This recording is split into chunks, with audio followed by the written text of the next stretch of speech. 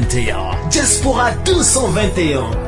Pour retrouver toutes nos informations à chaud comme à l'accoutumée, tapez www.diaspora221.tv et optez pour des informations fiables.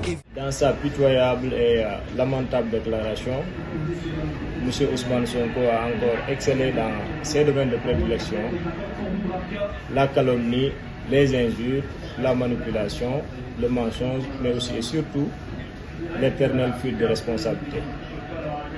Il a encore une fois, comme à l'accoutumée, usé du seul mot qu'il retient de la langue française, le complot. Échec élection présidentielle 2019, complot. Alors, affaire Sweet Beauté, complot. L'affaire Tiki, complot. Affaire manifestation des jeunes de Ziguinchor, complot. Alors, pour lui, tout est complot. On ne comprend plus l'homme. Mais nous l'invitons pour une seule fois, et par respect à ces milliers de jeunes qui croient en lui, de nous édifier exactement sur quel Ousmane Sonko se fier.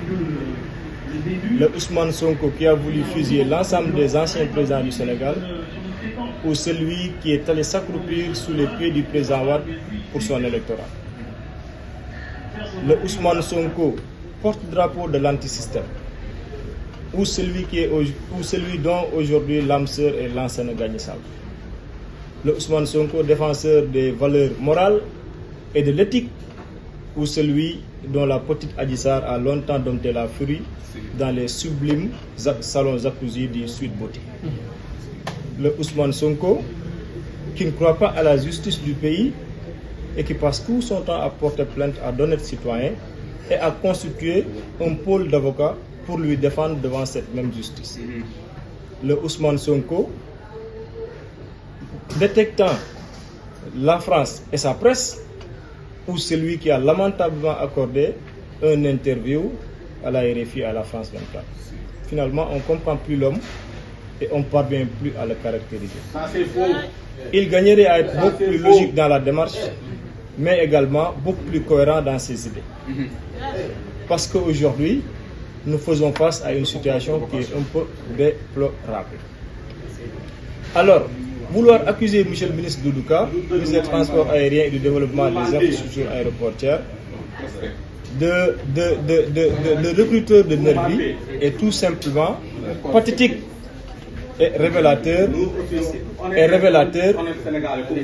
d'une grande malhonnêteté.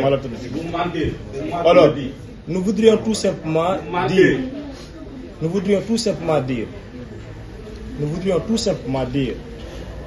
que aujourd'hui, l'État fera face. L'État fera face, mais également nous autres membres de la coalition Benno Bokk Yakaar ferons face à cette dictature de la pensée unique. Mais également et surtout à cette tyrannie, à ce terrorisme intellectuel. Parce que tout simplement, nous avons et les capacités et les moyens de maintenir ce pays dans la paix, dans la stabilité. Monsieur le ministre Doudouka n'est pas dans les détails.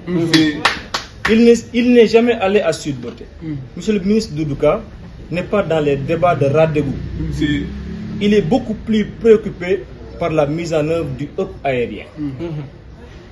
Donc aujourd'hui, comme toujours, l'État restera fort et la coalition Benno Bokk Yakaar, avec l'ensemble des responsables qui la composent, resteront debout et feront face.